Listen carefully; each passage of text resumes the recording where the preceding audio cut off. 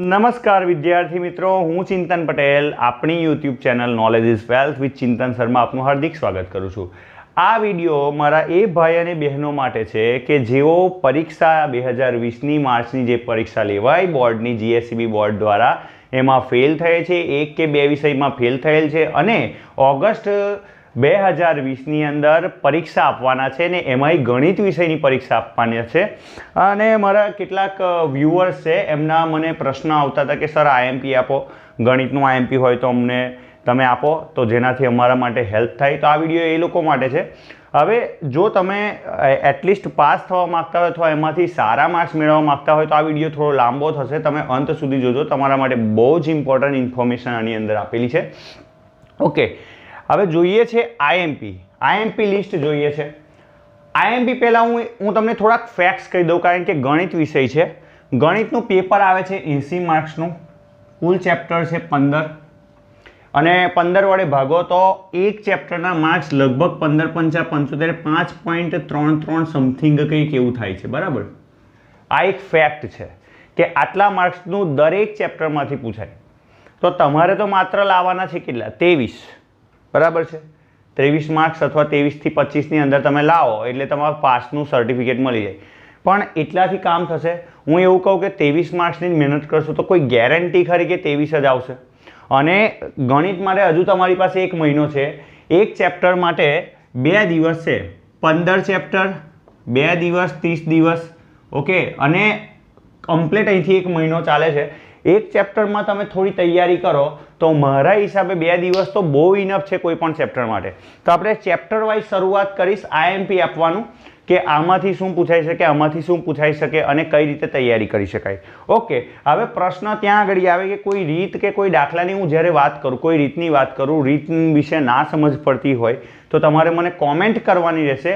એ comment હું જોઈશ અને 100% 30 દિવસમાં તમને રિપ્લાય આપવાની કોશિશ કરીશ। ઓકે, હવે તમારું શું કામ છે, આ વિડીયોને બને ત્યાં સુધી આપણા ગુજરાતમાં મેં જે ડેટા વાંચ્યો હતો તે પ્રમાણે 1 લાખ કરતાં પણ વધારે વિદ્યાર્થીઓ, 80,000 સમથિંગ વિદ્યાર્થીઓ માત્ર ધોરણ 10ની ફેલ થયેલા એવા પરીક્ષા આપવાના છે। તો આપણા ગણિતના મેક્સિમમ છોકરાઓ સુધી આ ઇન્ફોર્મેશન પહોંચે, જેનાથી એ લોકો માટે આ હેલ્પફુલ બને। એ તમારે કરવાનું છે, શેર કરો, મેક્સિમમ શેર કરો। ઓકે, ચાલો પહેલું ચેપ્ટર આપણે લઈ લઈએ। ચેપ્ટરનું નામ શું છે? વાસ્તવિક સંખ્યાઓ। ચેપ્ટરનું નામ શું છે? વાસ્તવિક સંખ્યાઓ।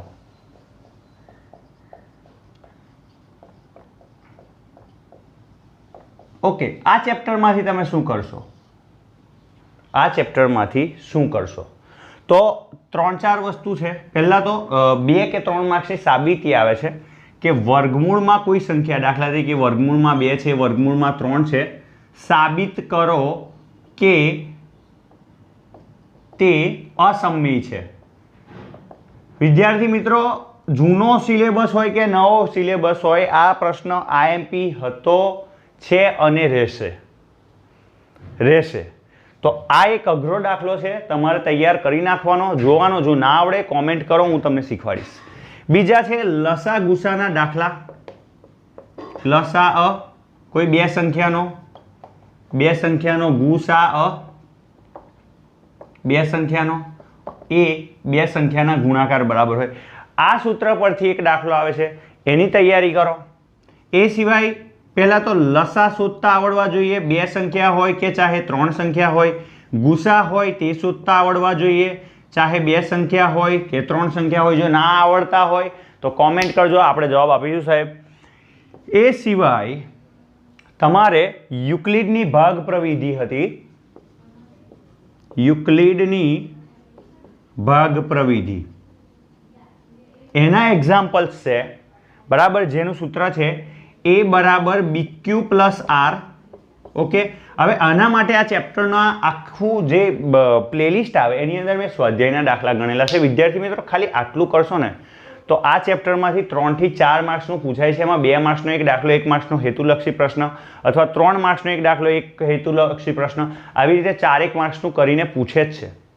તો હું તમને એવું કહીશ કે મોટા ભાગના એવા ચેપ્ટર્સ આવશે કે જેમાં તમારે બહુ ઓછી એફર્ટ કરવાની હશે, એટલે કે ઓછી મહેનત કરવાની હશે, તેમાંથી આ છે માત્ર લસા ગુસા બરાબર બે સંખ્યાનો ગુણાકાર, લસા શોધતા આવડવું જોઈએ, ગુસા શોધતા આવડવું જોઈએ, યુક્લિડની ભાગપ્રવિધિ વિશે સમજ હોવી જોઈએ, અને બે સંખ્યાઓ અસમમી હોય એવા વર્ગમૂળમાં 2, વર્ગમૂળમાં 3, વર્ગમૂળમાં 5, વર્ગમૂળમાં 7 આ બધી અસમમી સંખ્યાઓ છે એની સાબિતી. એક જ દાખલો કરો અસમમી સંખ્યા છે એવો એક જ આવડી જાય તો બાકીના બધા ઓટોમેટિકલી આવડી જાય વિદ્યાર્થી મિત્રો. હજુ એક સંખ્યા એક વસ્તુ બાકી રહે છે અને માર્ચ 2020માં પૂછાયો હતો કે નીચેનામાંથી દર્શાવો કે કઈ સંખ્યા શાંત દશાંશ છે. તો શાંત દશાંશ વાળા શાંત અને અનંત દશાંશ શોધતા આવડવું જોઈએ. તો એના માટે પણ આપણે આખી પ્લેલિસ્ટ બતાવી છે, ડિસ્ક્રિપ્શન બોક્સમાં તમને મળી જશે. આખા ચેપ્ટરના સ્વાધ્યાયના દાખલાની ડિસ્ક્રિપ્શન સાથે છે. બહુ ટાઈમ લાગતો નથી, લગભગ 3 કલાક પણ નહીં વિદ્યાર્થી મિત્રો, 1-2 કલાકના વિડીયો હશે. જોશો તમારો બેઝ ક્લિયર થશે, દાખલા ગણવાની સ્પીડ પણ વધશે. તો પહેલા ચેપ્ટરમાં બસ આટલું છે. 5 વસ્તુ કરો, પતી ગઈ વાત. હવે જો આ 5 વસ્તુ 2 દિવસના ટાઈમિંગમાં ના થતી હોય તો તમે ધોરણ 10ના વિદ્યાર્થી કહેવા પર તમને લાનત લાગશે વિદ્યાર્થી મિત્રો. તો આટલું કરજો. ચાલો 3 થી 5 માર્ક્સનું કવર થઈ જશે. પહેલા ચેપ્ટરની અંદર આટલું જ છે, આ સિવાય બીજું કંઈ કરવાની જરૂર નથી. હવે બીજા ચેપ્ટરની વાત કરીએ. બીજા ચેપ્ટરનું નામ છે બહુપદી. બહુપદીમાં શું કરવાનું? બહુપદીની ડેફિનેશન પહેલાં જોઈ લેવાની. કોને કહેવાય, એનું વ્યાપક સ્વરૂપ કોને કહેવાય, બરાબર? પી ઓફ એક્સ એક ઘાત બહુપદી હોય, બે ઘાત હોય, ax પ્લસ બી એક ઘાત છે, ax square plus bx plus C બે ઘાત છે, ax cube plus bx square plus cx plus D આ 3 ઘાત બહુપદી છે. તો બહુપદીની ઘાત ચલ સાથે, ચલ આમાં x છે, ચલ સાથેનો સહગુણક, આના વિશેની થોડી ઘણી માહિતી જોઈએ. આ માહિતી આવી જાય તો આપણી પાસે આ જે મેઇન અગત્યનું આની અંદરથી પૂછાય છે તે એક જ વસ્તુ છે, શૂન્યો અને સહગુણકો વચ્ચેનો સંબંધ. બહુપદીમાં શૂન્યો અને સહગુણકો વચ્ચેનો સંબંધ. શૂન્યો શોધવાની જે રીત છે એમાં એક છે અવયવની રીત. હવે કોના શૂન્ય શોધવાના? તો કે એ હોઈ શકે ax square plus bx plus C બરાબર 0, આવી કોઈ બહુપદી હોઈ શકે, અથવા તો ax પ્લસ ઓર માઇનસ બી આવું કોઈ હોઈ શકે, અથવા કોઈ કોમન કાઢવાનું હોઈ શકે, અથવા a square minus B square આવું કોઈ હોઈ શકે. તો આવી જે બહુપદી આવે એ બહુપદીની અંદર તમારે અવયવ પાડવાના. એમાં એક છે અવયવની રીત, ધોરણ 8માં શીખી ગયા. બીજી છે પૂર્ણ વર્ગની રીત, અને ત્રીજી છે દ્વિઘાત સમીકરણમાં આવે છે વિવેચકની રીત. હવે આ ચોથા ચેપ્ટરમાં આપણે વાત કરીશું, એટલે અત્યારે હું તમને બહુ ડીપલી નથી લઈ જતો, પણ આપણે અવયવની રીત, પૂર્ણ વર્ગની રીત અને દ્વિઘાત સમીકરણની અંદર વિવેચકની રીત, આ 3 રીતનો ઉપયોગ આપણે શૂન્યો શોધવામાં થાય છે. હવે શૂન્યો આ છે. હવે સહગુણકો અને શૂન્યો વચ્ચેનો શું સંબંધ હોય? તો બે ઘાત હોય તો જેટલી ઘાત, હવે આઈએમપી વસ્તુ, મોસ્ટ આઈએમપી વસ્તુ, બહુપદીની જેટલી ઘાત તેટલા શૂન્ય, જેટલી ઘાત તેટલા શૂન્ય. બે ઘાત બે શૂન્ય, મોટામાં મોટી એક ઘાત એક શૂન્ય, 3 ઘાત તો 3 શૂન્ય મળે. તો આટલી વસ્તુ યાદ રાખવાની છે. પરીક્ષામાં 1 માર્ક્સના હેતુલક્ષી પ્રશ્નમાં પણ પૂછાય છે. તો આ એક વસ્તુ આઈએમપી છે. ઓકે, હવે શૂન્યો અને સહગુણકો વચ્ચેનો સંબંધ જોઈએ. એમાં દ્વિઘાત બહુપદી લઈએ તો સમજો કે ax નો વર્ગ વત્તા bx વત્તા c આ એક બહુપદી છે. એમાં બે ઘાત છે તો બે શૂન્ય મળશે, એક મળશે આલ્ફા અને એક મળશે બીટા. હવે શૂન્યોનો સરવાળો અને શૂન્યોનો ગુણાકાર શોધો એવો દાખલો પૂછાય છે, અને એમાં અવયવ પાડ્યા વગર એવું કે છે. અવયવ પાડ્યા વગર એટલે અવયવ પાડવાના નહીં, અને એ સિવાય બે પદોનો સરવાળો અને બે પદોનો ગુણાકાર શોધો એવું પૂછાય છે. તો આના બહુ જ સિમ્પલ સૂત્ર છે, ખાલી યાદ રાખવાનું, માઇનસ બીના છેદમાં એ. અહીંયા બી શું દેખાય છે? તો કે એક્સનો સહગુણક. આ બધી વસ્તુ તમને થોડી ઘણી ખબર હોવી જોઈએ. એ એટલે એક્સના વર્ગનો સહગુણક, અને આલ્ફા ગુણ્યા બીટા. આલ્ફા ગુણ્યા બીટા એટલે બે શૂન્યોનો ગુણાકાર એટલે થશે c ના છેદમાં a બરાબર અચળ પદ c શું દેખાય છે દ્વિઘાતમાં અચળ પદ છેદમાં a શું છે x ના વર્ગનો સહગુણક। તો બીજા ચેપ્ટરની અંદર માત્ર આટલું જ કરવાનું છે। બહુપદી ઓળખતા આવડવી જોઈએ, બહુપદીની ઘાત ખબર હોવી જોઈએ। મોટામાં મોટી ઘાત એ બહુપદીની ઘાત કહેવાય। અચળ પદ વિશેની માહિતી હોવી જોઈએ, કેવી રીતે એના અવયવ શોધી શકાય। 3 રીત છે, અવયવની રીત, પૂર્ણ વર્ગની રીત અને વિવેચકની રીત, બરાબર। એ હમણાં આપણે ચોથા ચેપ્ટરમાં જઈએ આઈએમપીમાં, તેમાં વાત કરીશું। બહુપદીની જેટલી ઘાત હોય તેટલા શૂન્ય હોય, આ એક ઇમ્પોર્ટન્ટ વસ્તુ છે। એ સિવાય બે બહુપદીનો સરવાળો, શૂન્યોનો સરવાળો અને શૂન્યોનો ગુણાકાર। આ ચેપ્ટરના પણ દાખલાનું લિસ્ટ આપણે આખું બનાવી દીધું છે, જોઈ લેવાનું। ડિસ્ક્રિપ્શનમાં એની લિંક મળી જશે। આખા ચેપ્ટર તમે જોઈ શકો છો। જો તમે ચેપ્ટર જોઈ લો છો તો હું તમને એ પાક્કા પાયે કહીશ કે તમારે એનાથી બહુ જ બધી હેલ્પ થશે। તો 2 ચેપ્ટરનું આઈએમપી થઈ ગયું। એમાંથી આના દાખલા પૂછાય 2 કે 3 માર્ક્સમાં। તો 2 કે 3 માર્ક્સમાં એવી રીતે પૂછાય। 1 માર્ક્સનો હેતુલક્ષી પ્રશ્ન પૂછાય। 4 માર્ક્સનું ચેપ્ટર તો આ પણ થાય છે, બરાબર। એટલે એક એવરેજ પકડાશે, 4, 5, 6, 4, 5, 6 એટલા માર્ક્સની એવરેજ તો પકડાશે, બરાબર। હવે ત્રીજા નંબરના ચેપ્ટર પર જઈશું। ચેપ્ટરનું નામ છે દ્વિચલ સુરેખ સમીકરણ યુગ્મ। આના પ્રકરણ સાર વિશે મેં ટોટલી સમજાવ્યું છે, એનો અલગથી વિડીયો બનાવ્યો છે, પણ છતાંય હું તમને કહી દઉં કે આનું નામ છે દ્વિચલ, એટલે 2 ચલ આવશે, x y એવા 2 ચલ આવશે। સુરેખ એટલે મેક્સિમમ એક ઘાત હોય તેવા। સમીકરણ એટલે ax + by + c = 0, જેની ડાબી બાજુ પણ હોય જેની જમણી બાજુ પણ હોય। યુગ્મ એટલે જે જોડકું એટલે આ એક સમીકરણ ના ચાલે, બીજું સમીકરણ પણ જોઈએ, એટલે a2x + b2y + c2 = 0। તો આ બે સુરેખ એટલે રેખાઓ છે। લાઇન 1 છે, લાઇન 2 છે, બે રેખાઓ છે। હવે રેખાઓ છે તો રેખાઓના ઉકેલ પણ આવશે। ઉકેલ એટલે શું? તો કે બે રેખાઓ કાં તો સમાંતર હોઈ શકે, બે રેખાઓ એકબીજાને છેદતી હોઈ શકે, કાં તો બે રેખાઓ એક પર બીજી રેખા સંપાતી હોઈ શકે। તો સંપાતી રેખા, સમાંતર રેખાઓ, છેદતી રેખાઓ અથવા સંપાતી રેખાઓ। હવે ધ્યાનથી જોજો વિદ્યાર્થી મિત્રો, સમાંતર રેખાઓ ક્યારે મળે ના એટલે ઉકેલ મળતો નથી। ઉકેલ શું મળે? ખાલી ગણ। ખાલી ગણ એટલે કશું ના મળે। આમાં ઉકેલ મળે, એક ઉકેલ મળે, એક જ ઉકેલ મળે અને એ 3 રીતથી મળે। હવે આમાં કોઈ સૂત્ર જ નથી, આ ચેપ્ટરમાં કોઈ સૂત્ર જ નથી। એક છે રીત લોપની રીત, બીજી છે આદેશની રીત, ત્રીજી છે ચોકડી ગુણાકારની રીત। અને બીજું કઈ આવે ના આવે, આ 3માંથી એક એક્ઝામ્પલ 3 કે 4 માર્ક્સમાં મોસ્ટ આઈએમપી આવે ને આવશે જ। 4 માર્ક્સમાં તો નહીં, પણ 3 માર્ક્સમાં તો ખરો જ। એક દાખલો આવશે, તો એની તૈયારી કરવાની। એના વિશેના પણ વિડીયોઝ મેં બનાવી દીધા છે કે કઈ રીત કેવી રીતે થાય। તો લોપની રીત, આદેશની રીત, ચોકડી ગુણાકારની રીત, આ 3માંથી એક દાખલો પૂછાશે। ઓકે, હવે આ જે છે આની પરથી એક MCQ પૂછાય। નીચેનામાંથી આ બે રેખાઓ જે છે તે નીચેનામાંથી કયા પ્રકારની છે? સમાંતર છે, છેદતી છે કે સંપાતી છે? તો એના માટેની પણ એક શરત છે। હવે સંપાતી રેખાઓમાં જુઓ તમે કેટલા ઉકેલ મળે? અનંત ઉકેલ મળે।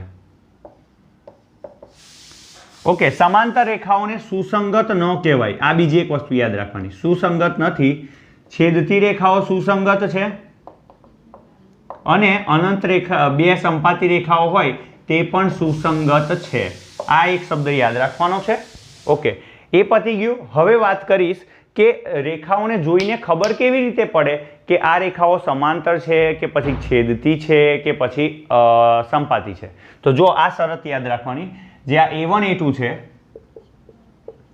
એવો જ ગુણોત્તર લેવાનો b1 b2, એવો જ ગુણોત્તર લેવાનો c1 c2।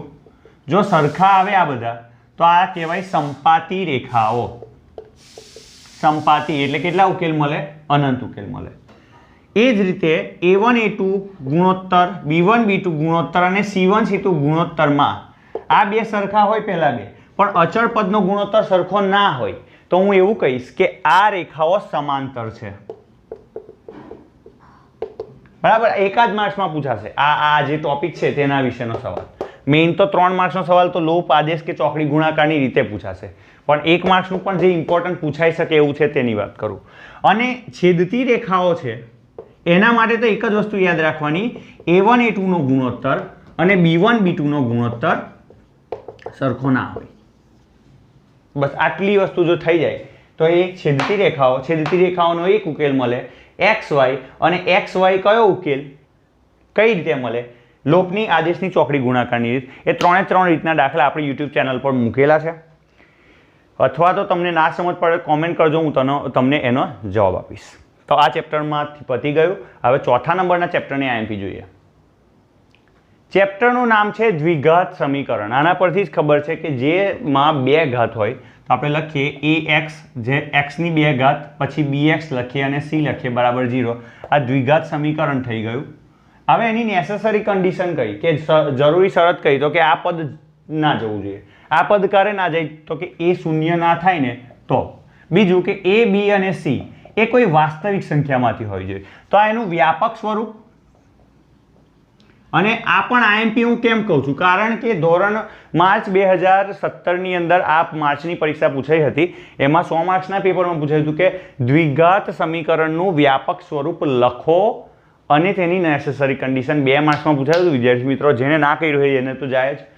પણ આ વસ્તુ મેઇન સમજવા જેવી પણ છે કે દ્વિઘાત સમીકરણ કોને કહેવાય, અને જો આ શૂન્ય થઈ જાય તો એ દ્વિઘાત રહેતું નથી, એટલે એ શૂન્ય ના થવો જોઈએ, ને ABC વાસ્તવિક સંખ્યામાંથી હોવું જોઈએ. ચાલો પતી ગયું આટલું.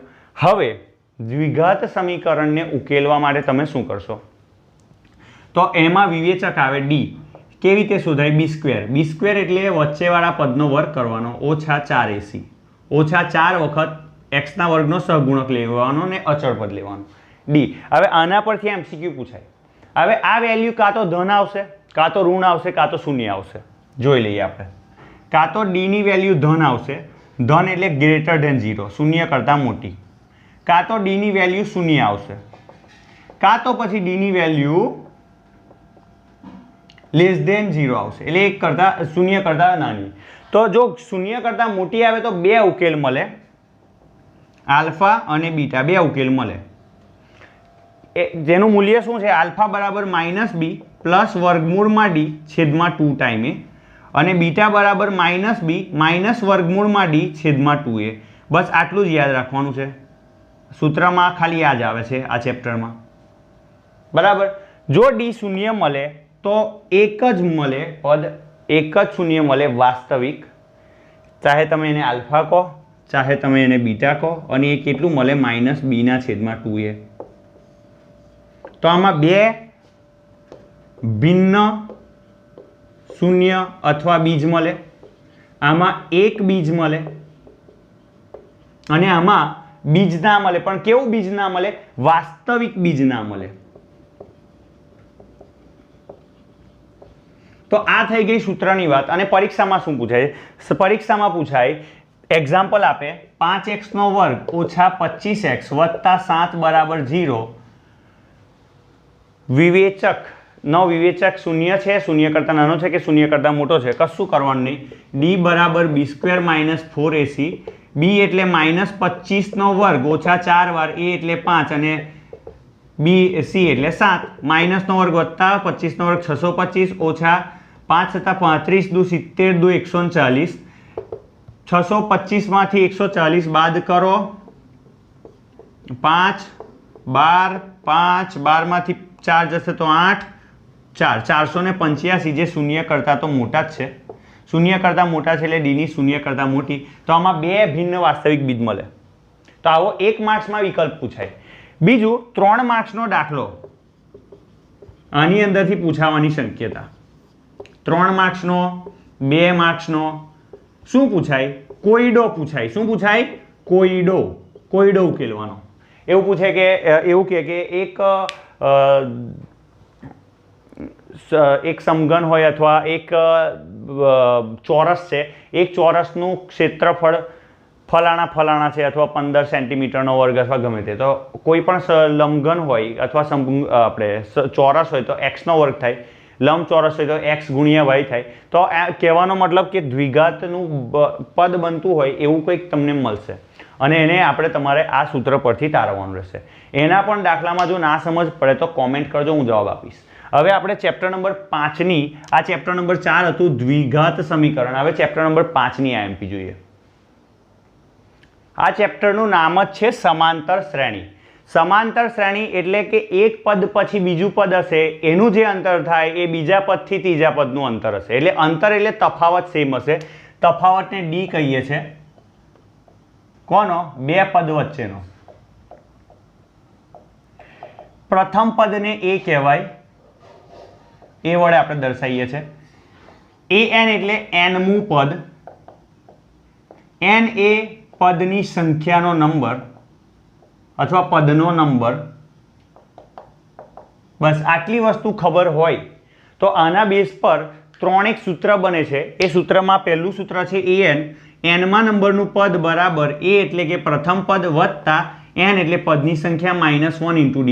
તો આમાં આ ચેપ્ટરમાં સૂત્ર યાદ રાખવાની જરૂર પડશે અને ચેપ્ટરમાંથી 3 કે 4 માર્ક્સ પૂછાય. 2 માર્ક્સના 2 સવાલ લગભગ આમાંથી આવે છે. એ સિવાય હેતુલક્ષી પ્રશ્ન 1 માર્ક્સના પ્રશ્નમાં પણ આ ચેપ્ટરમાંથી આવી શકે. an બરાબર a + n - 1 × d એટલે કે nમાં નંબરનું પદ શોધવું હોય તો પહેલા પદ વત્તા nમાં નંબરના પદનો નંબર ઓછા 1 ગુણ્યા તફાવત, તો તમને an મળી જાય. અમુક વાર an આપી દીધું હોય, d આપી દીધું હોય, a શોધવાનું હોય. અમુક વાર a આપ્યો હોય, n આપ્યો હોય, d આપ્યો હોય, an શોધવાનું કે. અમુક વખત a n d આપી દે, એ શોધવાનું હોય. અથવા a આપે, n આપે, an આપે, d શોધવાનું હોય. તો કહેવાનો મતલબ જો સૂત્ર આવડતું હોય તો તમારે જે શોધવાનું છે એને કરતા બનાવીને તમે એને શોધી શકો. ઓકે, ચલો આ એક સૂત્ર થઈ ગયું. બીજું એક સૂત્ર છે સરવાળા માટે. Sn શું છે? તો કે n પદોનો સરવાળો. દાખલા તરીકે છે જો સમાંતર શ્રેણી 1 માં 2 ઉમેરો 3, 3 માં 2 ઉમેરો 5, 5 ના 2 ઉમેરો 7, 7 માં 2 ઉમેરો 9. તો આ એક સમાંતર શ્રેણી કહેવાય. તો આમાં હું એવું કહું કે 1 થી 5 પદોનો આ જે સમાંતર શ્રેણી છે એમાં 1 થી 5 પદોનો સરવાળો શોધો. તો તમારે શું કરવું પડે? બધાનો સરવાળો. એ મોટી પ્રક્રિયા, લાંબી પ્રક્રિયા થઈ જાય. દાખલા તરીકે તમને કહે કે આવી સમાંતર શ્રેણીના 1000 પદોનો સરવાળો, તો તમારે 1000 પદ લખવા પડે ને સરવાળો કરવો પડે.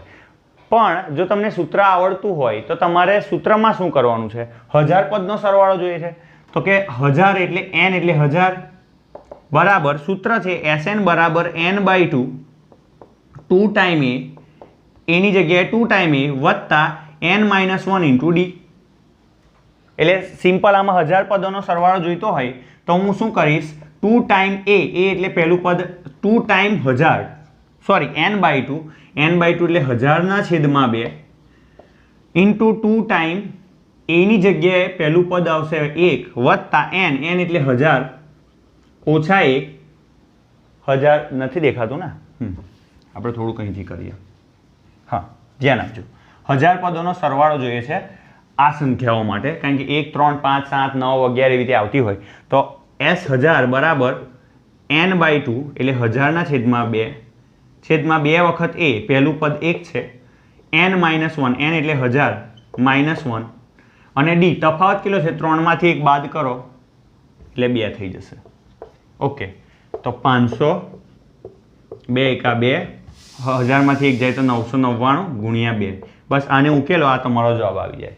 તો n પદોના સરવાળા શોધવા માટેનું આ બહુ મસ્ત સૂત્ર છે.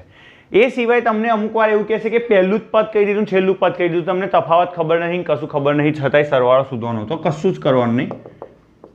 પહેલું પદ લખવાનું, છેલ્લું પદ લખવાનું, એ બેના સરવાળાને n વડે n/2 વડે ગુણી કાઢવાના. a વત્તા an ગુણ્યા n/2 n પદોનો સરવાળો મળી જશે. તો આ 3 સૂત્ર છે જેની મદદથી તમારે આટલા 3 તૈયાર કરવાના ને એની મદદથી આખા ચેપ્ટરમાં ગોલ ગોલ ફરવાનું છે. તો આ ચેપ્ટરનું આઈએમપી પૂરું થાય છે. હવે આપણે 6ઠ્ઠા અને 7મા ચેપ્ટરના આઈએમપી પર જઈએ. ચેપ્ટર નંબર 6 નું નામ છે ત્રિકોણ. હવે ત્રિકોણ એમ તો 5 કે 6 માર્ક્સનો પૂછાય, પણ એમાં 4 માર્ક્સનો જે થિયરમ કહીએ અથવા પ્રમેય કહીએ તે પાક્કો. તો હું તમને કહીશ કે બીજા બધા દાખલામાં પડવાની જરૂર નહીં, માત્ર પ્રમેય તૈયાર કરો, તમારા માર્ક્સ ફૂલ આવી જશે. તો આ જે ત્રિકોણ છે એમાં કયા કયા પ્રમેય છે? તો એક છે સમરૂપતાનો પ્રમેય, એક છે સમપ્રમાણતાનો પ્રમેય, એક છે પાયથાગોરસનો પ્રમેય અને એક છે પાયથાગોરસનો પ્રતિપ્રમેય.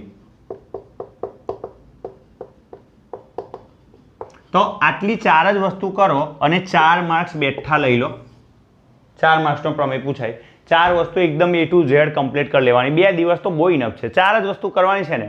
એકથી સવારથી બપોર બેઠા એક પ્રમેય પૂછો, બપોરથી સાંજ બેઠા બીજા નંબરનો પ્રમેય પૂછો, બીજા દિવસે એ રીતે. તો કંઈ કરવાનું નથી. એક પ્રમેય 10-10, 12-12 વખત લખી કાઢો, યાદ રહી જાય વિદ્યાર્થી મિત્રો. અને આ 4 પ્રમેયમાં જો સમજ ના પડે તો કોમેન્ટ કરજો, હું તમને એનું પણ લિંક આપીશ અથવા તમને સમજાવતો એક વિડીયો બનાવી દઈશ. ઓકે, ચલો. હવે એક છે યામ ભૂમિતિ.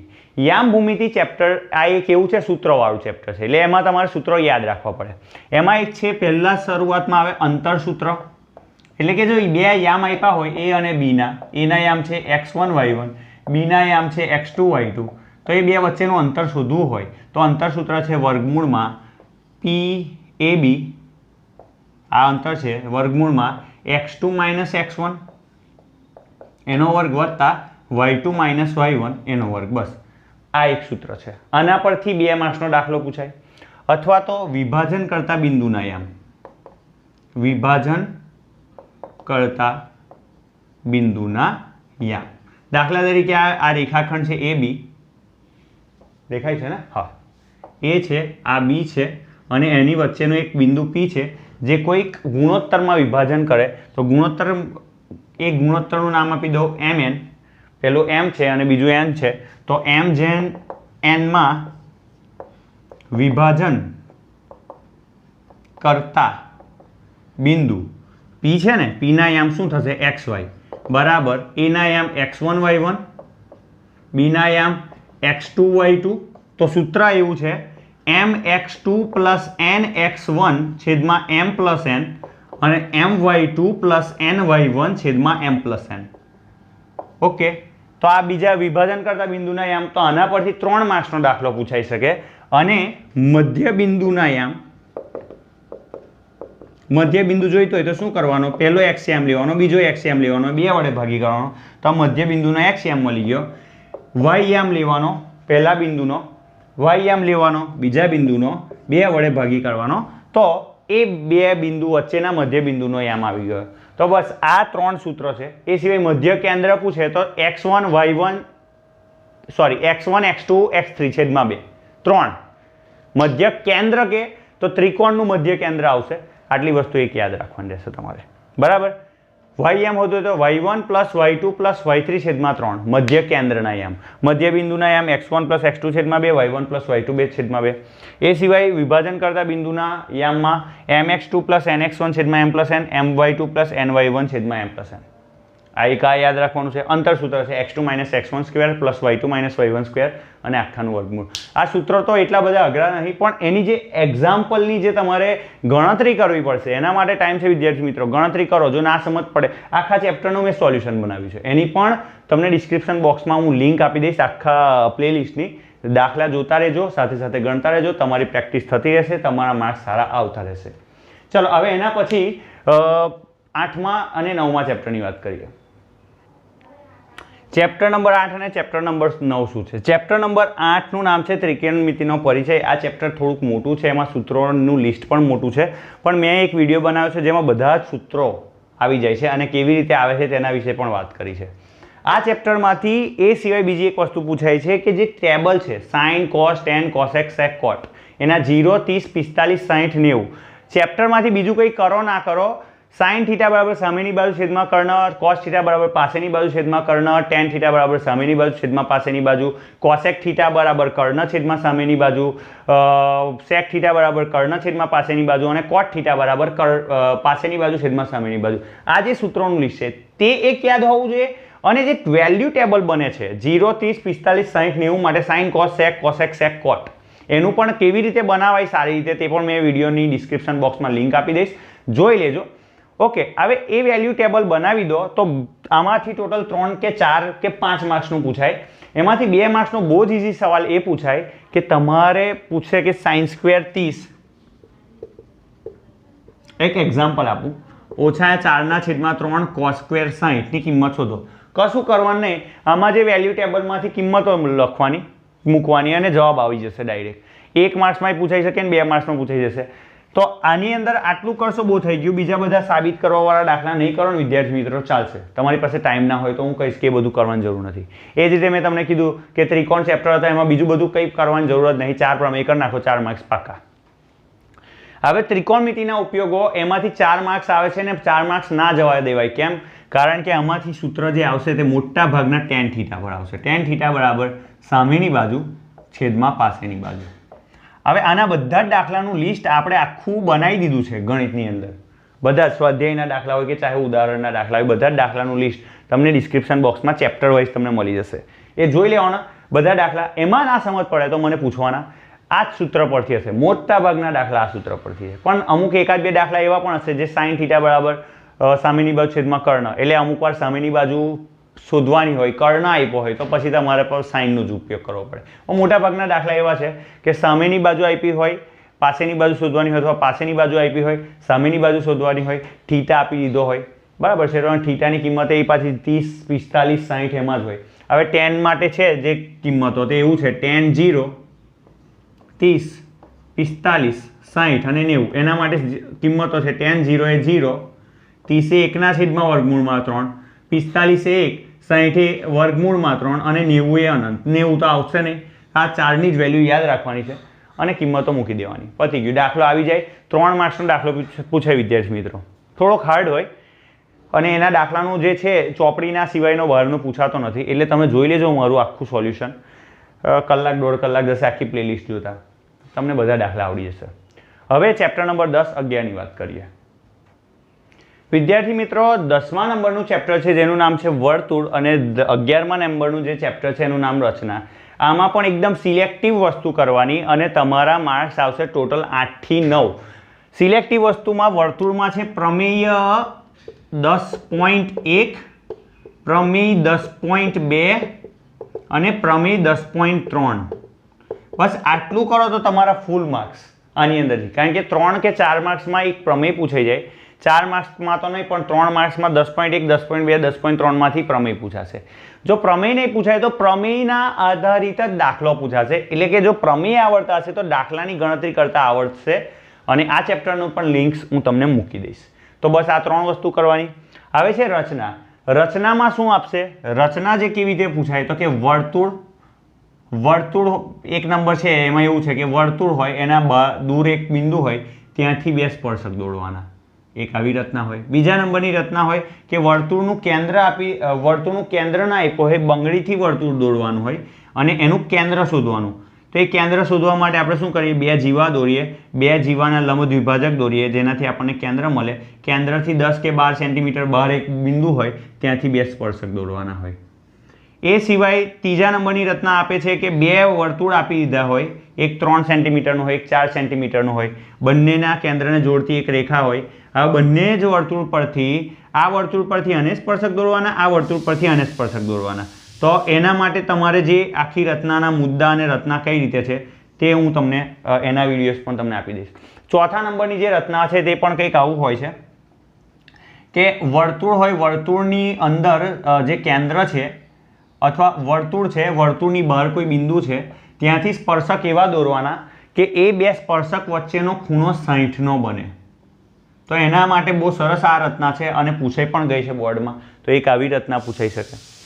એ સિવાય તમને કંઈક એવું પૂછે કે 5મા નંબરની આ જે છેલ્લી વર્તુળવાળી રચના છે હું એની વાત કરી લઉં કે કોઈ વર્તુળ હોય એના કેન્દ્રથી આ તરફ 7 સેન્ટીમીટરે અને એક 6 સેન્ટીમીટરથી બંને વર્તુળની બંને તરફ સ્પર્શક દોરવાના હોય. તો એક આ રચના છે.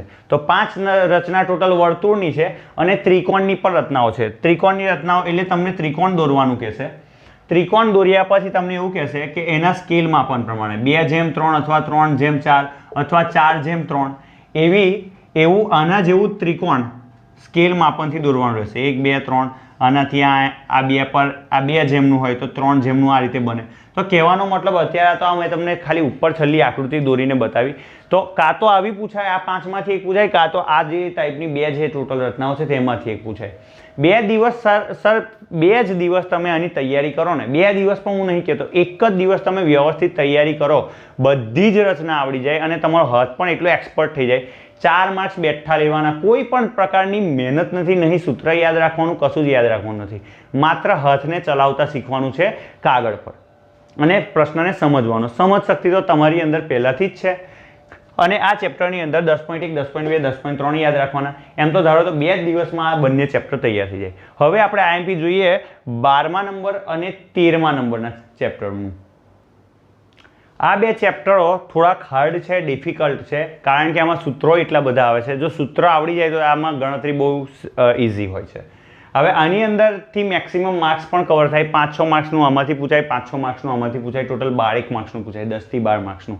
એમાં શું છે તો પહેલું છે 12મા નંબરનું ચેપ્ટર વર્તુળ સંબંધિત ક્ષેત્રફળ. તો વર્તુળ છે, વર્તુળ સંબંધિત ક્ષેત્રફળમાં શું હોય તો કે વર્તુળ હોય એમાં એક તો બને વૃત્તખંડ અને એક બને વૃત્તાંશ. આ અંશ આ ખૂણો બનાવે તો આને વૃત્તખંડ કહેવાય, નાનું કહેવાય તે લઘુ વૃત્તખંડ, ઉપરનું છે તે ગુરુ વૃત્તખંડ. સોરી, આમાં ખૂણો બને છે વૃત્તાંશ, વૃત્ત અંશ ખૂણા હાથે, લઘુ વૃત્તાંશ મોટો ભાગ એ ગુરુ વૃત્તાંશ. ઓકે, ચાલો એ જ રીતે જે કેન્દ્ર સાથે હોય મોટો ભાગ એને ગુરુ વૃત્તખંડ કહેવાય અને જે નાનો ભાગ હોય એને લઘુ વૃત્તખંડ કહેવાય. બસ આના વિશે ટોટલ સમજવાનું છે. અને એ સિવાય બીજી એક ભાગ બને છે આપણે અહીંયા આગળ હું બતાવી દઉં કે કેન્દ્રની અંદરથી જ્યારે જીવા પસાર થાય એટલે વ્યાસ તો અર્ધવૃત્તખંડ બને, એને અર્ધવૃત્તાંશ પણ કહેવાય. બસ આ એક વસ્તુ યાદ રાખવાની. હવે એના સૂત્રોની વાત કરી લઈએ. જો લઘુ વૃત્તાંશ હોય, હવે આમાં ક્ષેત્રફળ આવશે એટલે વર્તુળનું ક્ષેત્રફળ થાય પાયરનો વર્ગ. આખું ફરો, આખું વર્તુળ ફરો એટલે કે 360 ડિગ્રી ફરો તો પાયરનો વર્ગ થાય. તો આ જે તમારો થીટા હોય, થીટા એ કેટલું, તો આ તમને ક્ષેત્રફળ મળી ગયું લઘુ વૃત્તાંશનું, એટલે પાઈ r² ગુણ્યા થીટા છેદમાં 360. આ લઘુ વૃત્તાંશનું છે.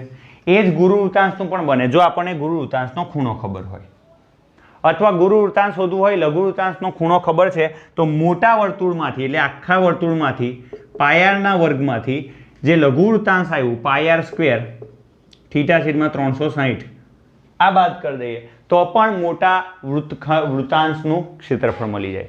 તો બસ આ સૂત્ર યાદ રાખવાનું છે, તમારો જવાબ હાજર થઈ જશે.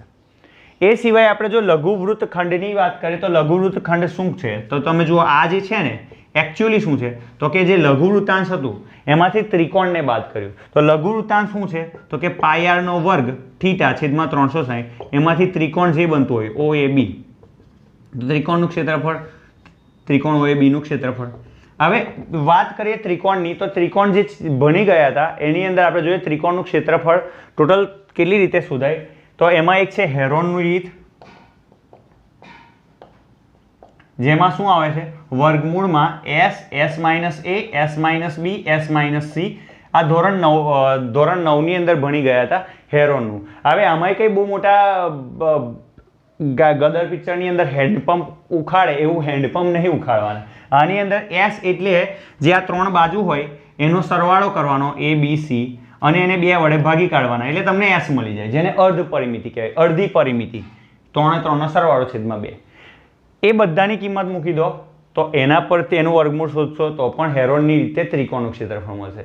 અથવા તો તમને એ ના ખબર હોય 1/2 ગુણ્યા પાયો ગુણ્યા વેધ. જો પાયો ખબર હોય, આ પાયો છે અથવા આ પણ પાયો લેવાય અથવા આ પણ પાયો લેવાય. આ પાયો ખબર હોય, પાયા પરનો વેધ ખબર હોય, એનું માપ ખબર હોય તો પણ તમે એનું ક્ષેત્રફળ શોધી શકો. અથવા તો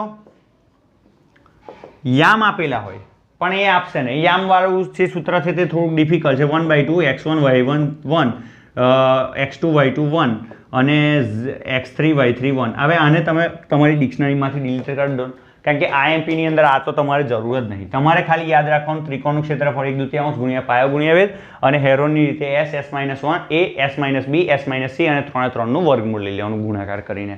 તો આ ત્રિકોણના વર્તુળ સંબંધી ક્ષેત્રફળના ક્ષેત્રફળ શોધવા હોય તો પતી જાય.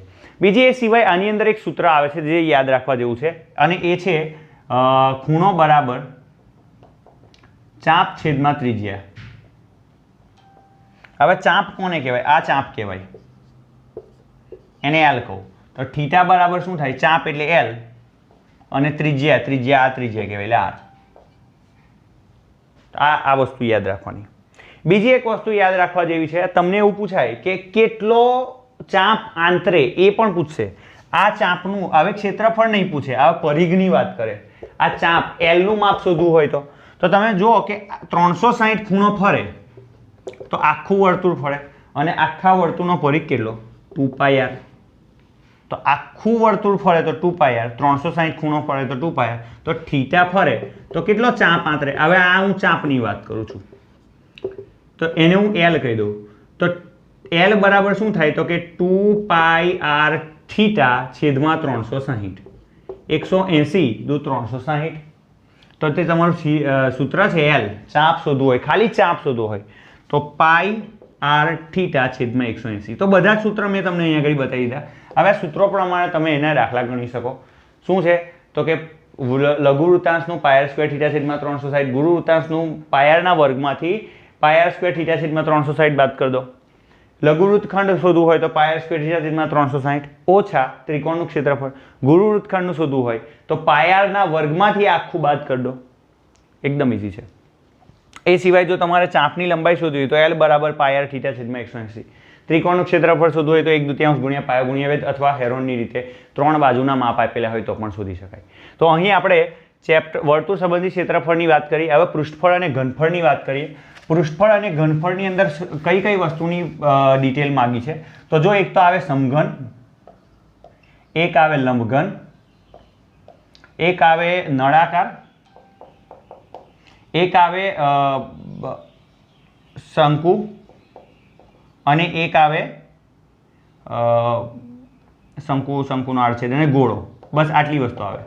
હવે આમાં એક એક્સ્ટ્રા વસ્તુ છે શંકુનો આડછેદ. હવે વસ્તુ સમજવાની છે. પૃષ્ઠફળની વાત કરે, પૃષ્ઠફળ એટલે બાજુઓ, સપાટી, ચારે બાજુની સપાટી. તો સમઘનમાં પૃષ્ઠફળ જુઓ તો 6l નો વર્ગ છે, 6 વખત લંબાઈનો વર્ગ, કારણ કે સમઘનમાં બધી ધાર સરખી હોય. લંબઘનની હોય વાત તો એમાં હોય 2 વખત લંબાઈનો વર્ગ વત્તા પહોળાઈનો વર્ગ વત્તા ઊંચાઈનો વર્ગ, અથવા સોરી LB + BH + LH. તો આ એક સૂત્ર છે. સૂત્ર બતાવું છું. સૂત્ર કેવી રીતે આવે? ધોરણ 9ની અંદર આવે છે. તમારે શીખવું હોય તો મને કોમેન્ટ કરજો, એના પરથી કહીશ. નળાકાર માટે પૂછે તો વક્ર સપાટી જેટલી વાંકી સપાટી જોઈતી હોય તો 2πrh, અથવા તો તમારે એક બાજુ બંધ જોઈતું હોય તો 2πrh કૌંસમાં 2h + r. બંને સપાટી જો રંગવી હોય તો 2πr કૌંસમાં h + r. તો આ રીતે કંઈક છે, 2πr કૌંસમાં 2h + r એવું કંઈક છે. શંકુનું જોઈતું હોય તો શંકુનું પૃષ્ઠફળ πrl છે. ગોળા માટે 4πr નો વર્ગ છે. અડધા ગોળા માટે 2πr નો વર્ગ છે. અડધો ગોળો પાછો બંધ હોય તો 3πr નો વર્ગ છે. આ સૂત્ર છે. શંકુનો આડછેદ તેના માટે પણ અલગથી સૂત્ર છે. આને ઇંગ્લિશમાં કહેવાય ફ્રસ્ટમ, અને આના માટે 3 માર્ક્સનો દાખલો પરીક્ષામાં આવે છે. તમને જો આ કરવો હોય તો મને કોમેન્ટ કરજો, હું તમને જણાવીશ. ઘનફળ તો બહુ ઇઝી છે. ઘનફળમાં તો એક જ સૂત્ર છે. ઘનફળમાં સમઘન માટે લંબાઈનો ઘન, પહોળાઈમાં લંબઘન માટે લંબાઈ, પહોળાઈ, ઊંચાઈ, નળાકાર માટે πr²h, શંકુ માટે એનો ત્રીજો ભાગ એટલે 1/3πr²h, ગોળા માટે 4/3πr², અથવા અડધો ગોળો હોય તો 2/3πr². આ સૂત્રો યાદ રાખવાની ઝંઝટ ના કરવી તો આ ચેપ્ટર છેલ્લે રાખવાનું. ટાઈમ મળે તો કરવાનું, ના ટાઈમ મળે તો છોડી દેવાનું. બરાબર? કારણ કે 5-6 માર્ક્સનું છે. પણ જો તમારો બેઝ કાચો હશે, જો તમને નહીં સમજ પડતી હોય આ સૂત્રોમાં, તો 30 દિવસમાં હું તમને ના પાડું છું કે આ કરવાની જરૂર નથી. પણ હા, જે આ 2 ચેપ્ટરને 12 માર્ક્સને કરો તો બીજા 68 માર્ક્સ તો થોડા ઇઝી જ છે. હવે છેલ્લા 2 ચેપ્ટરની વાત કરી લઈએ. ચેપ્ટર નંબર 14 અને ચેપ્ટર નંબર 15. છેલ્લા 2 ચેપ્ટર. આ 2 ચેપ્ટર પણ 10 માર્ક્સના છે. બેઠા 10 માર્ક્સ તમારા ખાતામાં તમે નખાવી શકો. એમાં પહેલાં વાત કરી સંભાવના. સંભાવના તો એટલું ઇઝી ચેપ્ટર છે કે ધોરણ 5મા ધોરણના છોકરાને પણ શીખવાડવામાં આવે ને તો એને આવડી જાય. સંભાવનામાં છે શું? ધોરણ 9ની અંદર ઉલટું અઘરું હતું, ધોરણ 10માં તો બહુ જ ઈઝી છે. તો સંભાવના શોધી હોય, કોઈ પણ ઘટનાની સંભાવના શોધી હોય તો ઘટનાના પરિણામ છેદમાં કુલ પરિણામ. બસ આ જ સૂત્ર છેલ્લે સુધી બધા જ દાખલામાં કામ લાગે. ઘટનામાં ઘટતા પરિણામ છેદમાં કુલ પરિણામ. એમાં પૂછાય એ મોસ્ટ ઓફ આ દાખલો પૂછાય છે કે એક થેલામાં 2 ભૂરા 3 લાલ 4 કાળા દડા છે તો 3 લાલ દડો નીકળે એની સંભાવના તો કે લાલ દડા 3 છેદમાં કુલ દડા 2 ને 3 ને 4 નો સરવાળો. બસ આટલું કરવાનું. 3 માર્ક્સ બેઠા લઈ લેવાના આટલા ખાલી સૂત્ર પરથી. બરાબર છે. સંભાવના શોધવાના આવે છે. એ સિવાય પૂરક સંભાવના પૂછાય કે કોઈ ઘટના ઘટતી હોય અને કોઈ એની સંભાવના અને એ ઘટના ના ઘટે એની સંભાવનાનો સરવાળો 1 થાય. એના પરથી 1 માર્ક્સનો દાખલો પૂછાય. એ સિવાય ચોક્કસ ઘટનાની સંભાવના 1 અને જે નથી થવાની અશક્યની સંભાવના 0. એ સિવાય કોઈ પણ ઘટનાની સંભાવના 0 અથવા 0થી મોટી 1 અથવા 1થી નાની. બસ આટલી વસ્તુ તમે ચેપ્ટરમાં યાદ કરી લીધી. આખા ચેપ્ટરના દાખલા આવડે, આખા ચેપ્ટરના. ઉદાહરણ કરો, સ્વાધ્યાય કરો, ના સમજ પડે કોમેન્ટ કરો, હું તમને સમજાવીશ.